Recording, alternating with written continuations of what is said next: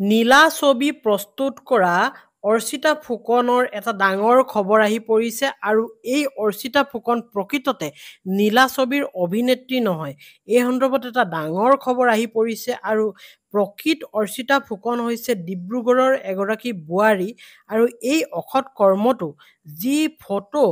এআইৰ জৰিয়তে বনাই আৰু ভিডিঅ' বনাই পৰ্ণ ষ্টাৰ বুলি কৈছিল এই বিশেষ যুৱকজন এতিয়া ধৰা পৰিছে আৰু এই যুৱকজনৰ ঘৰ হৈছে তিনচুকীয়াত আৰু তেওঁক এতিয়া ধৰি আনিছে আৰু সেই যুৱকজনৰ নাম হৈছে প্ৰীতম বৰা আৰু এই প্ৰীতম বৰা হৈছে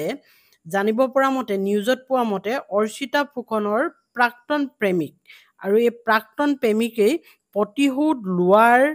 আশাৰে এনেধৰণৰ অপকৰ্ম কৰিছে বুলি আচলতে ওলাইছে আৰু ৩ তাৰিখে এখন এজেহাৰ দাখিল কৰিছিল যিখনৰ দ্বাৰা ডিব্ৰুগড় আৰক্ষীয়ে তদন্ত চলাই আছিল ৩ তাৰিখৰ পৰাই আৰু সেই এজাহাৰখন দিছিল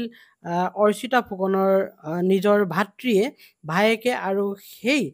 ভায়েকৰ এজাহাৰ পোৱাৰ পিছতেই ডিব্ৰুগড় চাইবাৰ ক্ৰাইমৰ আৰক্ষীয়ে তদন্ত চলাই আছিল আৰু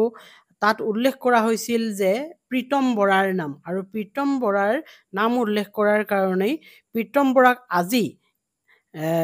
ৰাতি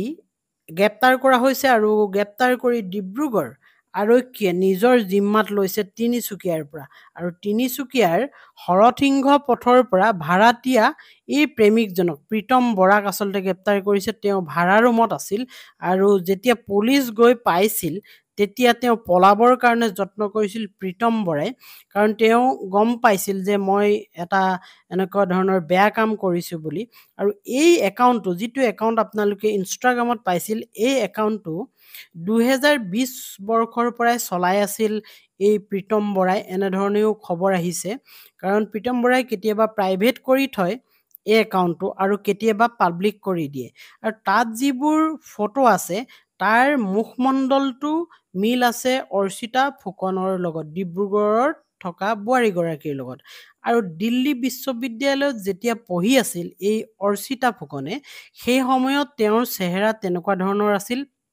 কেৱল মুখমণ্ডলটো বাকী গাৰ বাকীখিনি অংশ মুখখনৰ বাদে বাকীখিনি অংশ এই প্ৰীতম বৰাই এআইৰ জৰিয়তে বেলেগৰ তাত ব্যৱহাৰ কৰিছিল আৰু মুখমণ্ডলৰ যিটো আকাৰ আছিল সেই আকাৰটো ২০২০ চন বা ২০১৮ত যেতিয়া দিল্লী বিশ্ববিদ্যালয়ত পঢ়ি আছিল অৰ্চিতা ফুকনে সেই সময়ত তেখেতৰ মুখমণ্ডলৰ অৱয়ৱটো তেনেধৰণৰ আছিল বুলি জানিবলৈ পোৱা গৈছে আৰু সেই দিল্লী বিশ্ববিদ্যালয়ত পঢ়ি থকা কালতে হয়তো এই প্ৰেমিক প্ৰীতম বৰাৰ সৈতে তেওঁৰ চিনাকি হৈছিল আৰু অৱশেষত দিল্লীৰ পৰা আহি ডিব্ৰুগড়ত তেওঁ বিয়া হৈছিল আৰু হয়তো কিবা এটা তেওঁলোকৰ মাজত ভুল বুজাবুজি হৈছিল তাৰে পুতক তোলাৰ আশাৰে প্ৰীতম বৰাই এনেকৈ কাম কৰি আছিল বুলি সন্দেহ প্ৰকাশ কৰা হৈছে আৰু প্ৰীতম বৰাৰ পৰা ২টা আইফোন আৰু এটা লেপটপ উদ্ধাৰ হৈছে বুলিও গম পোৱা গৈছে আৰু তেওঁক এতিয়া বৰ্তমান আৰক্ষীয়ে জেৰাত ৰাখিব জেৰাত ৰখাৰ পিছত অহা কালিলৈ তেওঁক আদালতত হাজিৰ কৰোৱা হ'ব আৰু হয়তো পুলিচৰ জিম্মাত পুনৰ আনিব কাৰণ কেইবাটাও একাউণ্ট দেখা গৈছে অৰ্চিতা ফুকনৰ নামত এনেকৈ তেওঁ যিটো অবৈধ কাম কৰি আছে এগৰাকী যুৱতীক এনেকৈ মানসিক অতিহাৰ্য চলোৱাৰ উপৰিও সমাজত বেয়াকৈ তেখেতক উপস্থাপন কৰা হৈছে গতিকে তেওঁক এনেধৰণে শাস্তি প্ৰদান কৰিব বুলি বৰ্তমান সময়ত গম পোৱা গৈছে ঠিক আছে দিয়ক এনেধৰণৰ খবৰৰ বাবে আপোনালোকে চেনেলটো ছাবস্ক্ৰাইব কৰক